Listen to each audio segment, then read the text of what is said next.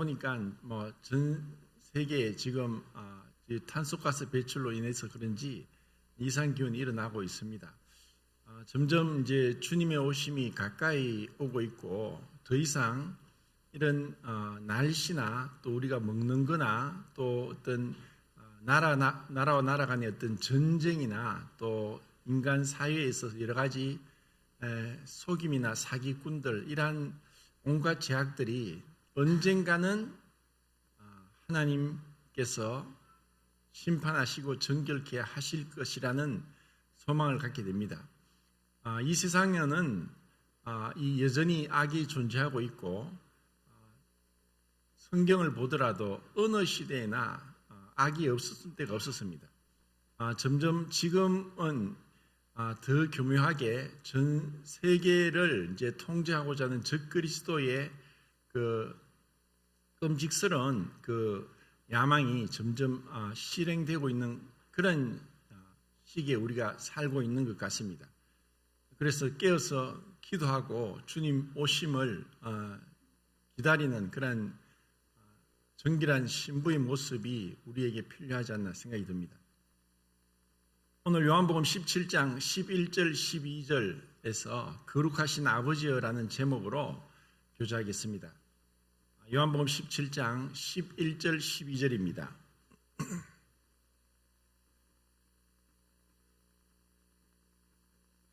같이 한 목소리로 읽겠습니다. 시작.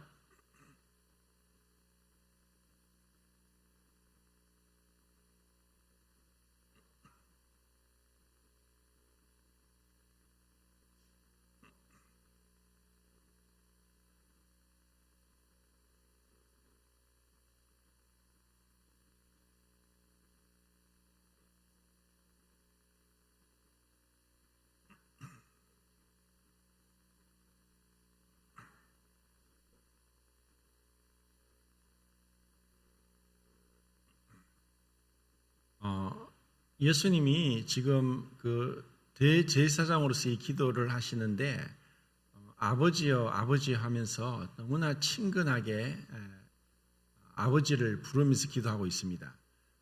그 중에서 그 아버지에 대해서 앞에서 그 형용사가 붙은 것은 두 번이 나오는데 거룩하신 아버지 또 의로우신 아버지 이렇게 두 번이 나옵니다.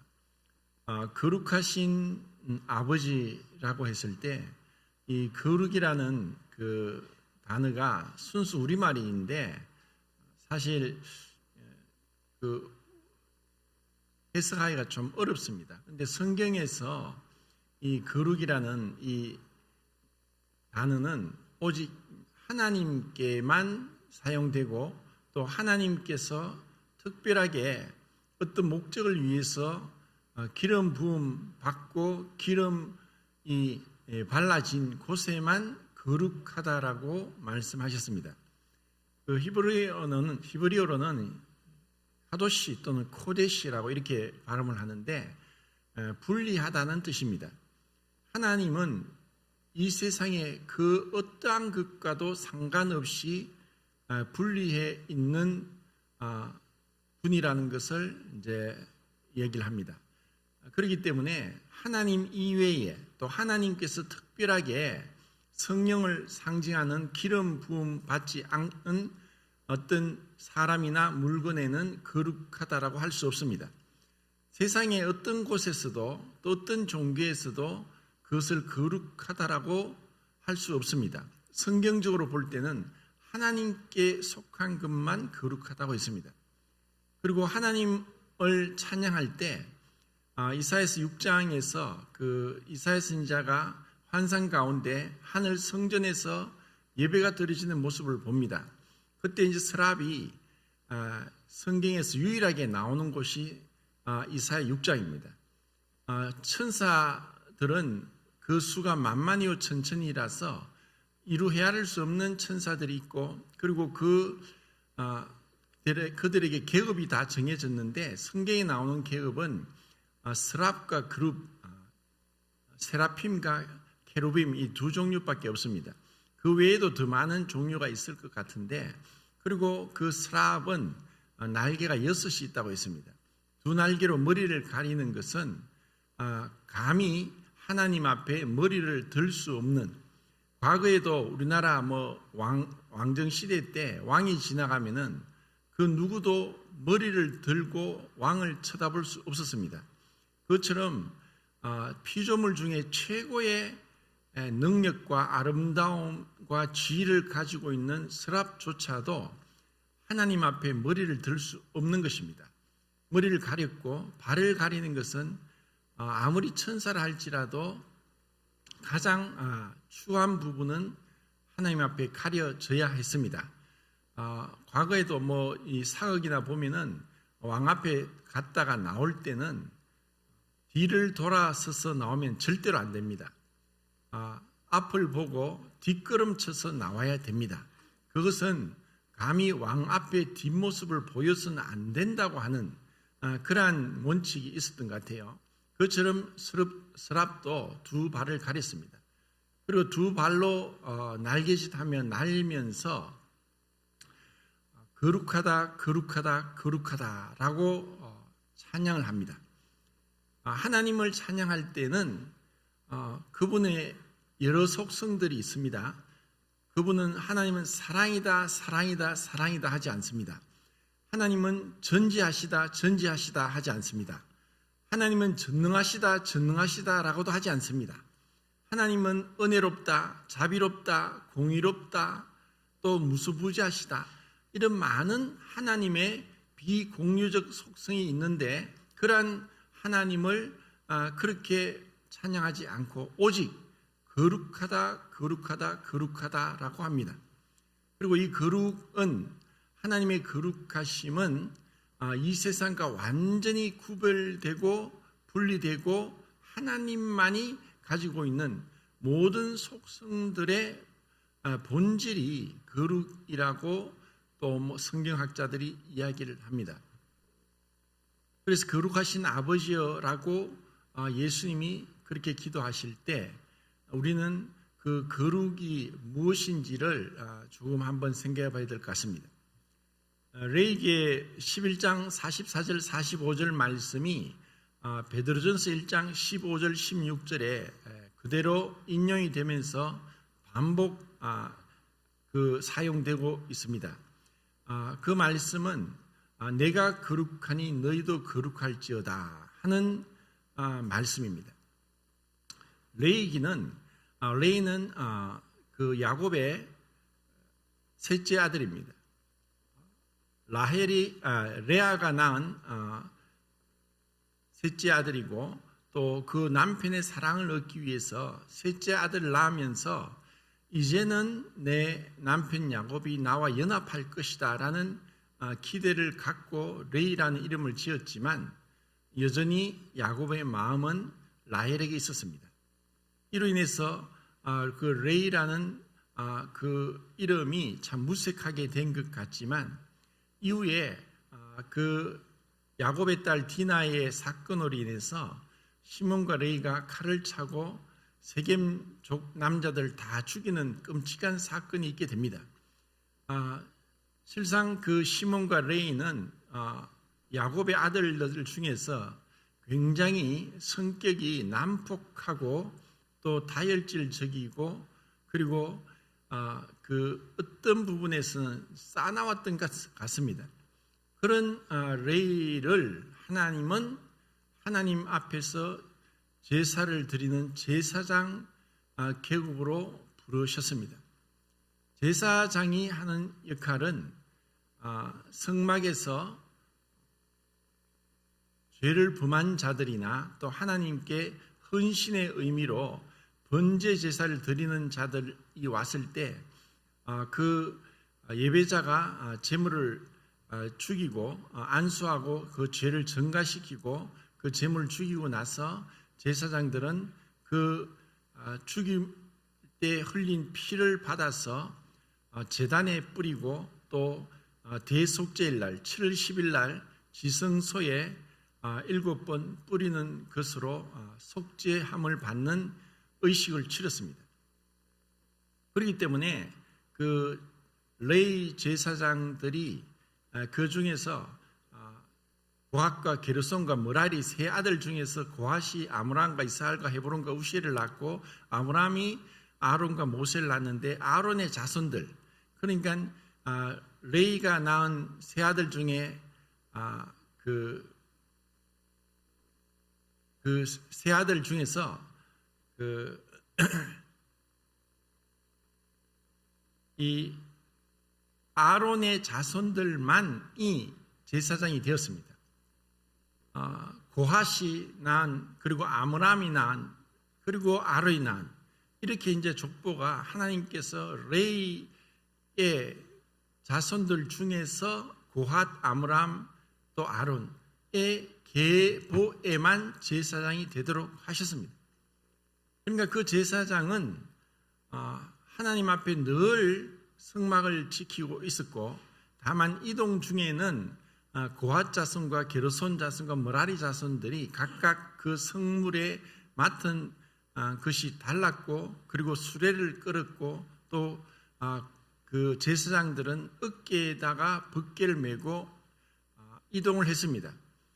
늘 하나님 앞에서 제사를 드리고 또 피 흘리는 제사를 통해서 하나님께 예배드리는 것은 우리의 죄가 정결하게 되지 않고서는 거룩하신 하나님 앞에 갈 수 없다는 것을 가장 확실하게 뼈저리게 경험하고 알았던 자들이 제사장입니다. 유명한 종교개혁자가 칼빈이 그런 얘기했습니다. 우리가 거룩하신 하나님 앞에 나오기까지는 자신의 죄악됨을 처절하게 깨달을 자는 아무도 없다.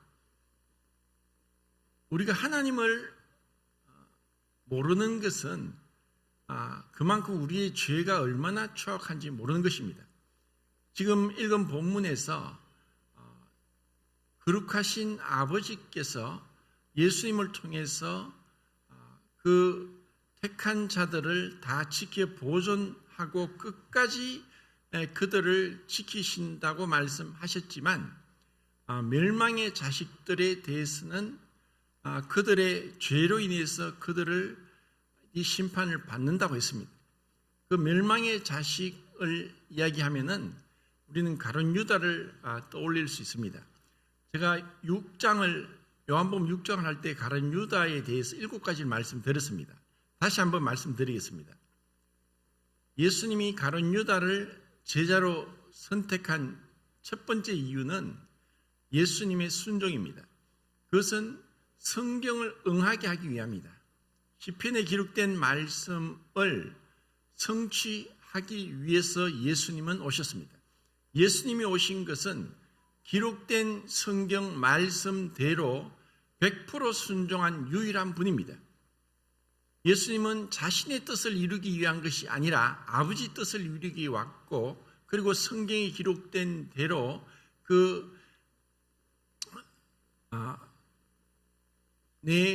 나와 떡을 먹던 자가 나를 향해 발꿈치를 들었다는 그 시편 41편 9절 말씀을 성취하기 위해서 예수님이 가룟 유다를 선택했습니다.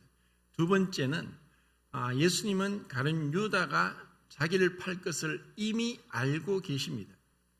그것은 예수님이 가룟 유다를 선택했기 때문에 가룟 유다가 예수님을 판 것이 아니라 가룟 유다가 예수님을 팔 것을 미리 아시기 때문에 예수님이 가룟 유다를 선택했습니다. 여기서 예수님의 전지하심을 볼 수 있습니다. 그리고 세 번째, 예수님은 가룟 유다를 통해서 어떤 그 정언을 받으셨느냐? 가룟 유다가 은 30으로 예수님을 팔았지만 나중에 양심의 가책을 받고 그것을 다시 제사장들이 주면서 내가 무죄한 자의 피를 팔았다 하고 은 30을 던졌습니다. 가룟 유다를 통해서 예수님이 가장 가까이서 그분이 죄가 없다는 증언을 받게 되면서 그분의 무죄하심을 배신자의 입을 통해서 그분은 증명하셨습니다. 하셨습니다. 물론 가룟 유다뿐 아니라 성경의 어디를 보더라도 그분은 죄가 없으시다, 죄를 알지도 못한다, 죄와 상관이 없다, 죄를 범치 아니하신다, 거룩하고 악이 없고 더러움이 없고 죄인에게서 떠나 계신다, 그렇게 누누이 말씀하셨기 때문에 예수님은 무죄하신 분이라는 것을 가룟 유다를 통해서 또 증언하셨습니다. 네 번째, 예수님은 가룟 유다가 자기를 사랑할 것을 알고 계셨음에도 불구하고 가룟 유다를 사랑했습니다. 예수님은 자신을 팔 배신자를 향해서도 그분은 마음에 조금의 미움도 정오도 원한도 없었습니다. 그것을 증명하는 것은 제자들 가까이 3년 반 동안 동고동락했던 제자들 중에 그 누구도 가룟 유다를 향해서 조금의 미움이나 어떤 표시를 내는지를 알아챈 제자는 한 명도 없었습니다. 예수님은 마음으로 만약에 가룟 유다를 향해서 미움이 조금이라도 있었다면 그것도 죄가 됩니다.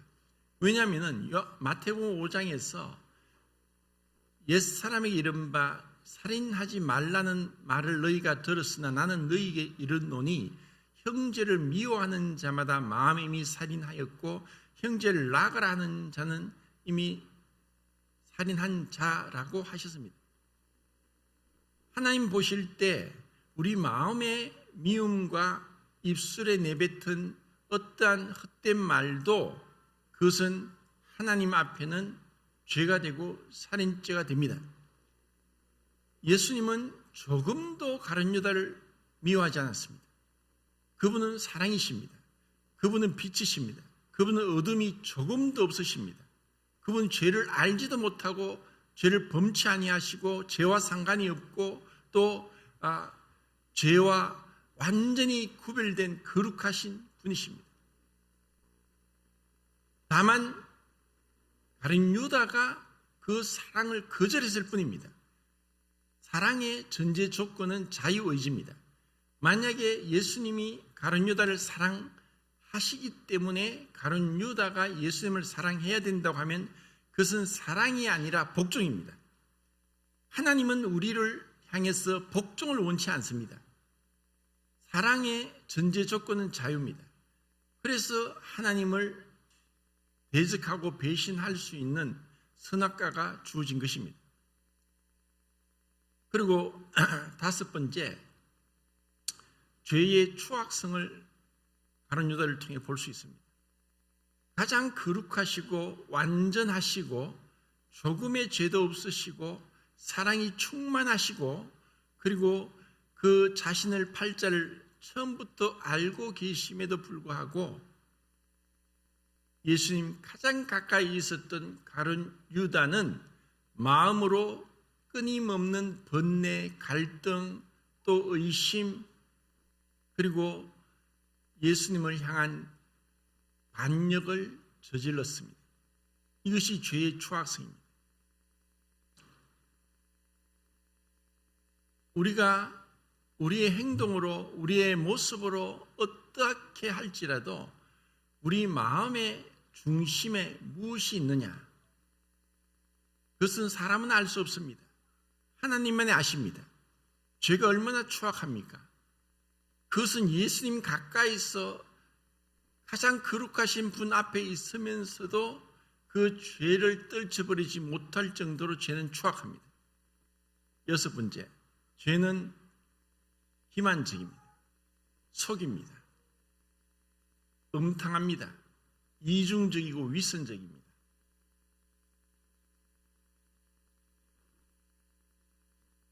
철저하게 가면을 쓰고 있습니다. 가룟 유다는 처음부터 끊임없는 갈등으로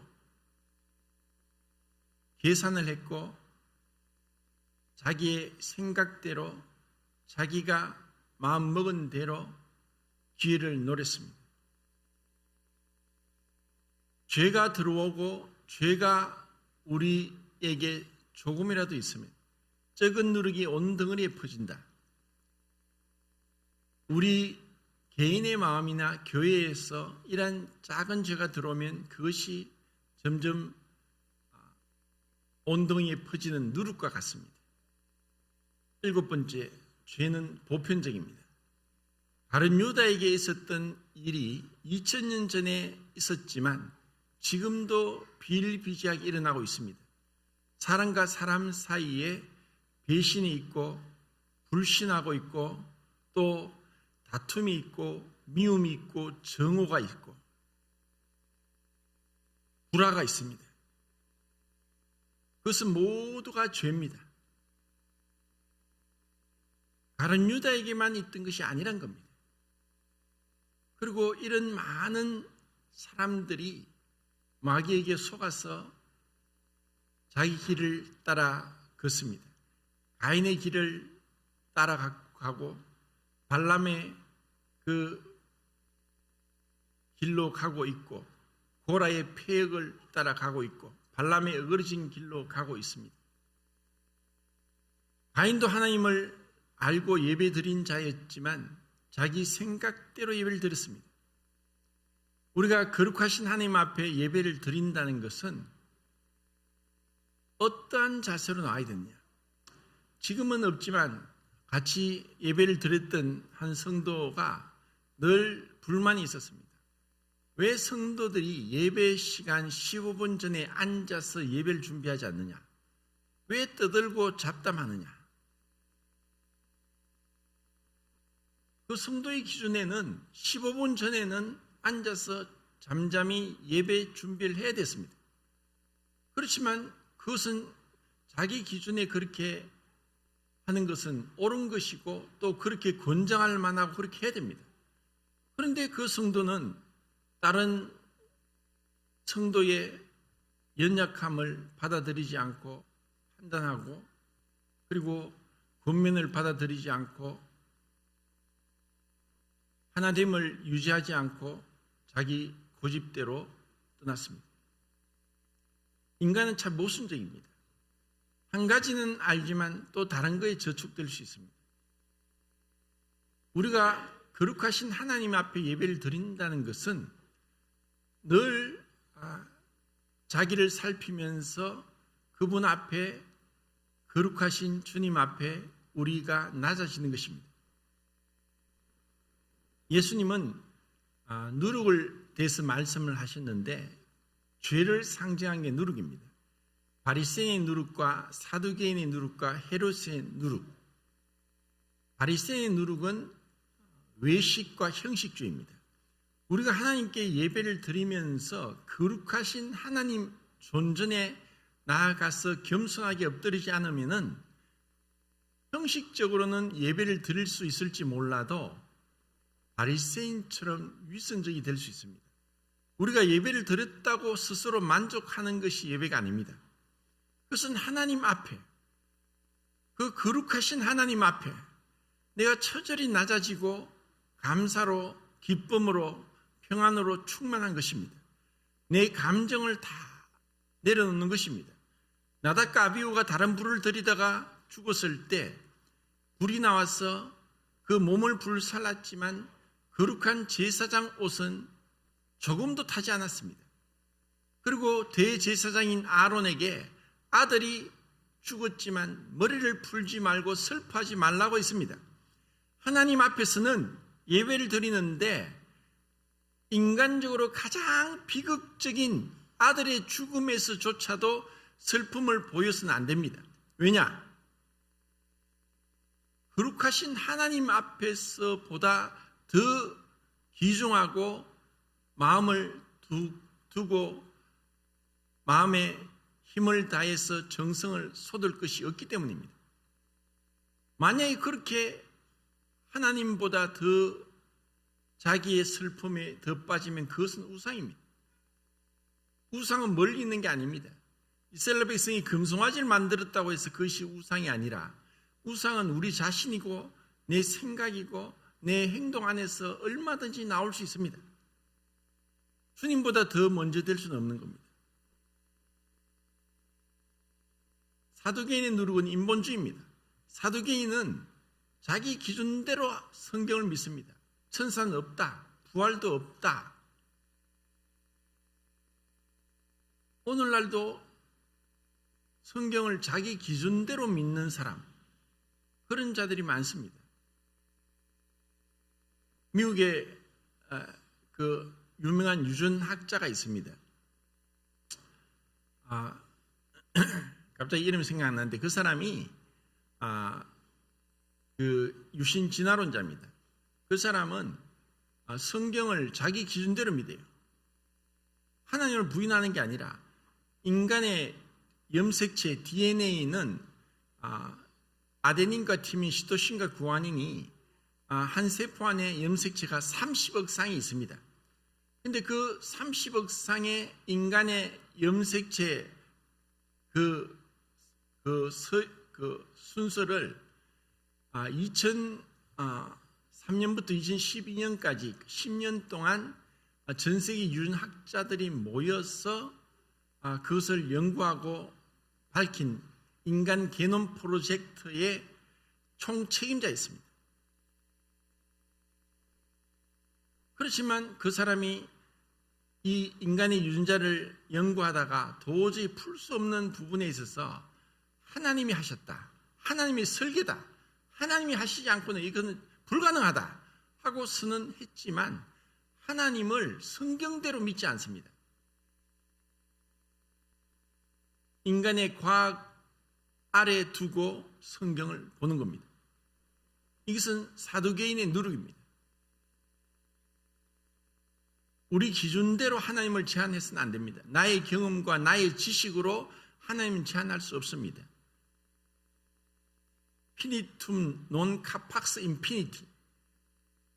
유한은 무한을 파악할 수 없다. 우리는 하나님을 계시된 하나님 말씀 외에는 알 수가 없습니다. 하나님은 초월적인 분입니다. 하나님은 우리가 다 헤아릴 수 없는 분입니다. 무한하신 분입니다. 그런데 우리 기준대로 하나님을 그렇게 정해놓고 우리가 마치 선악과를 먹음으로 인해서 그 하나님 자리에 올라가는 것이 아담 후손들의 죄악된 모습입니다. 헤롯의 누룩은 세속주의입니다. 교회가 세속화되고 있고 교회의 참된 모습이 점점 진리가 흐려지는 것은 세상이 교회 안에 세상이 들어오고 그리고 교회 안에 이 세상적인 풍조로 인해서 만연해진 것이 오늘날 교회의 모습입니다. 세상에서 가치 판단대로 교회에서도 그렇게 보는 거예요. 외모로 판단하지 마라. 그것은 하나님 말씀이고 우리가 세상에서 보는 것처럼 외모로 판단하는 것은 이거는 헤롯의 누룩입니다. 세속주의는 알게 모르게 서서히 들어오는 것입니다. 이러한 것들이 우리에게 있기 때문에 우리가 거룩하신 하나님을 예배할 때 우리가 얼마나 하나님 앞에 정결하게 나와야 되느냐, 얼마나 우리가 마음이 높아져 있는가. 2000년 전에 성경이 기록될 때 그 헬라 문명권에서 겸손이라는 그 단어는 하인들, 종들에게 적용된 단어였습니다. 정의가 힘이었습니다. 능력이었습니다.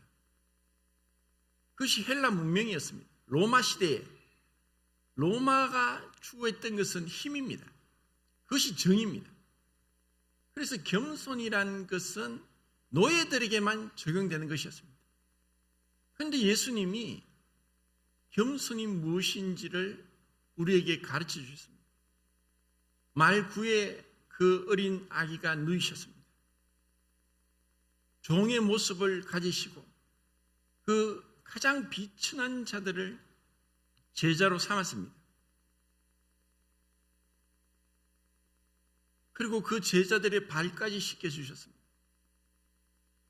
예수님에게는 교만이 조금도 없었습니다. 나는 마음이 온유하고 겸손하니 내게와 배우라. 수고하고 무거운 짐진 자들아 다 내게로 오라. 어떠한 죄인도 가지 못할 죄인이 없고 어떠한 죄도 용서받지 못할 죄가 없습니다. 그분보다 낮아진 사람은 없었고 그분보다 비참하게 죄에 대해서 그렇게 죽으신 분은 없습니다.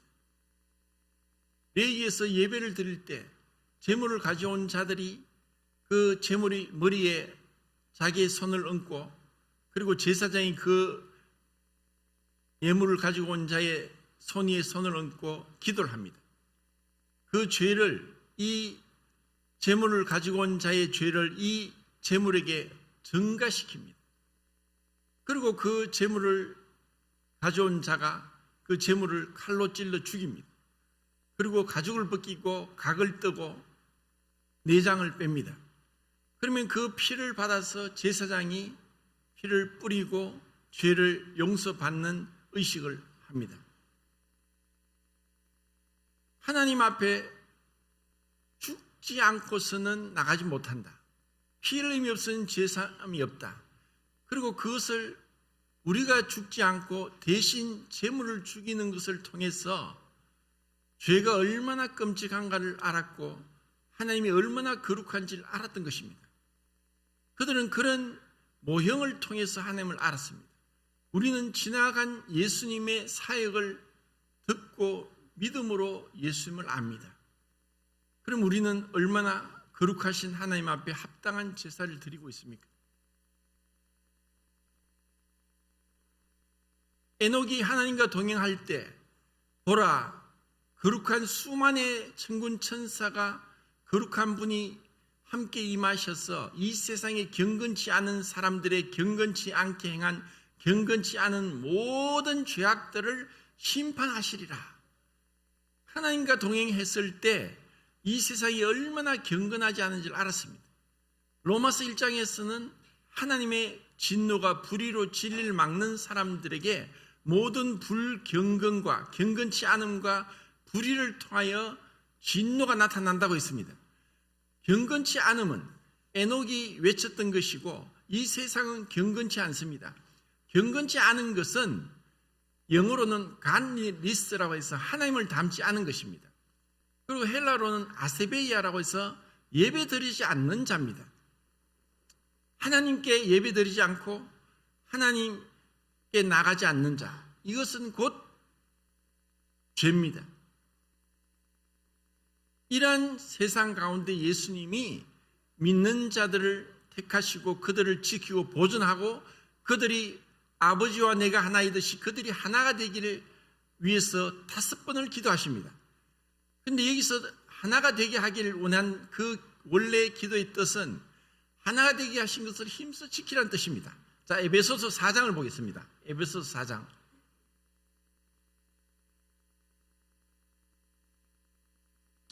1절부터 6절까지.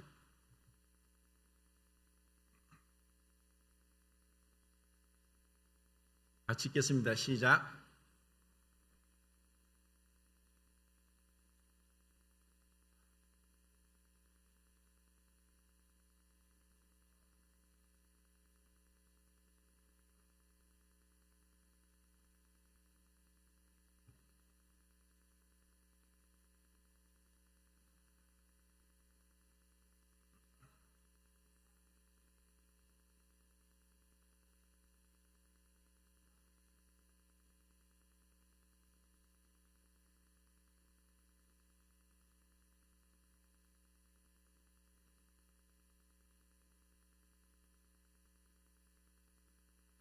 예, 예수님이 정말 그 기도에서 우리가 하나 되기를 원하는 것은 거룩하신 하나님에게 속하는 것이고 세상과 분리되는 것입니다. 세상은 끊임없는 분리, 다툼, 전쟁, 불화, 반목, 그리고 원한, 정오, 시끄러움, 수근수근하는 것, 온갖 죄들이 거기서 나옵니다. 하나 되는 것은 그 안에서 분리가 되지 않고 연합되는 것이고 사랑으로 충만한 것입니다. 그렇게 하기 위해서는 모든 겸손과 온유로 하고 오래 참음으로 사랑 가운데 용납하고 또 성령이 하나 되게 하신 것을 힘써 지키고 평안에 매는 줄 사랑으로 엮어지는 것입니다.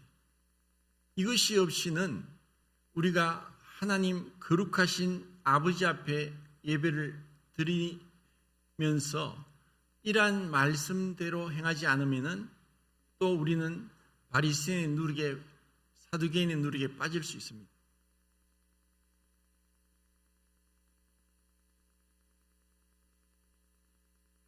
예수님은 우리에게 다른 많은 것을 원하시지 않습니다. 이 말씀은 사람들은 세속주의 영향을 받아서 크고 많고 화려하고 능력 있는 것을 추구합니다. 그런데 주님은 그렇지 않습니다. 우리 인간이 보는 관점과 하나님이 보는 관점은 다릅니다. 계시록의 7교회 중에서 빌라델비아 교회에서는 적은 능력을 가지고 믿음을 지켰다는 칭찬을 받습니다. 적은 능력을 가지고 믿음을 지켰다? 우리는 우리 기준대로 만약에 평가한다면 베드로가 오순절을 설교하면서 3,000명, 5,000명이 구원받는 역사가 일어났습니다. 그렇지만 사도 바울이 1차, 2차, 3차 전도여행과 로마의 제수로 끌려가면서 아시아와 또 마게도냐와 아가야 지방에 교회를 세웠지만 얼마나 구원받았는지의 숫자가 나오지 않습니다. 분명히 절대로 바울이 베드로보다 더 많은 수를 구원받게 하지 못했습니다. 그렇다고 해서 바울이 베드로보다 부족하고 능력이 떨어진 자라고 할 수 없습니다. 우리의 기준은 우리가 마치 하나님 자리에 올라간 것 같습니다. 우리는 그냥 우리가 맡은 것에 충성하고 주님을 바라보고 하나 되게 하신 것을 힘써 지키기 위해서 모든 겸손과 온유를 하고 오래 참음으로 사랑 가운데 서로 용납하고 또 성령이 하나 되게 하신 것을 힘써 지켜나가는 것입니다. 천국이 그러니까 몸이 하나요. 에베소서 1장 23절에 교회는 그의 몸이니 만물 안에서 만물을 충만케 하신다. 구원의 목적은 우리가 단순히 천국 가는 데 있는 것이 아니라 그리스도와 한 몸이 되는 것입니다. 한 몸의 지체가 되는 것입니다. 만약에 우리 몸에서 머리의 지시를 받지 않는 것은 암세포입니다. 머리의 지시를 받지 않고 그냥 계속 성장하는 거죠. 다른 지체를 잡아먹으면서 자기만 성장하는 것입니다. 세상은 마치 암적인 것과 같이 남을 죽이고 자기가 성장하는 거예요. 몸은 서로서로 상호 의존하면서 돕습니다. 그리고 하나됨을 지킵니다. 몸 안에 하나가 아닌 다른 것이 오면은 그것은 병이 됩니다. 그리고 몸은 다양성이 있습니다. 우리는 다양함에도 불구하고 하나가 되는 것, 이것이 교회의 비밀입니다. 교회는 다양합니다. 세상에서는 이런 조합을 볼 수 없습니다. 지금 세상은 점점 핵가족화되고 있습니다. 앞으로 30년 뒤에는 우리나라의 가구의 1인 가구가 50%가 넘는답니다. 점점 혼자 사는 가구가 늘어나고 있는 추세입니다. 그리고 핵가족화되어서 한두 명, 두 명만 자녀를 낳아도 지금 다자녀 가정에 포함됩니다. 인구는 점점 줄고 있고 그리고 점점 개인화되고 있고 이기적으로 자기 중심적으로 빠지고 있습니다. 연합하는 것, 다른 사람을 용납하는 것, 그리고 오래 참음으로 기다려주는 것, 겸손과 온유로 사랑 가운데 용납하는 것, 이것이 뭔지 모릅니다. 주님은 우리에게 이것을 가르쳐 주십니다. 그리고 이런 말씀대로 하나 되게 하신 것을 힘써 지키고 주님 앞에 나갈 때 주님은 우리를 통해 영광을 받으실 것입니다. 우리 가운데 주님이 계시다는 것, 사울아 사울아 왜 네가 나를 핍박하느냐, 나는 네가 핍박하는 예수다 라면서 교회가 그의 몸이라는 그 실체를 깨닫게 되었던 바울과 같이 한 지체가 고통 가운데 있으면 나도 고통 가운데 있다는 것, 그것은 한 몸 안에 한 지체로서 연대의식으로서 사랑이 무엇인지를 깨닫는 것입니다. 사랑은 그렇게 함께 즐거워하고 함께 우는 것입니다. 그런 모습으로 우리가 하나님 앞에 나오기를 바랍니다. 이사야서 55장 16절과 또 8장 13절을 보면서 거룩하신 하나님 앞에 나가는 것이 어떠한 것인지를 보면 좋겠는데, 이사야서 8장 13절만 보고 마치겠습니다. 이사야서 8장 13절입니다.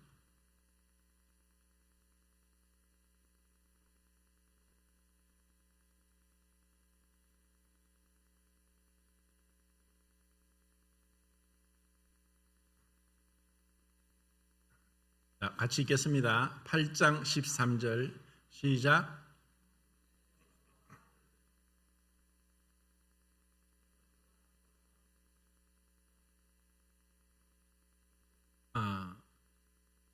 하나님 앞에, 거룩하신 아버지 앞에 우리가 나와서 한 몸의 지체로 서로 연합해서 사랑 가운데 예배드리고 신앙생활을 하는 것, 정말 이 세상에서는 눈 씻고도 찾아볼 수 없는 광경입니다. 이것이 교회의 모습이고 또 천국의 모습을 그림자로 볼 수 있는 곳이 아닌가, 이런 마음으로 정말 이 하나됨을 계속 지켜나가는 그런 모습이 되길 바랍니다. 이상입니다.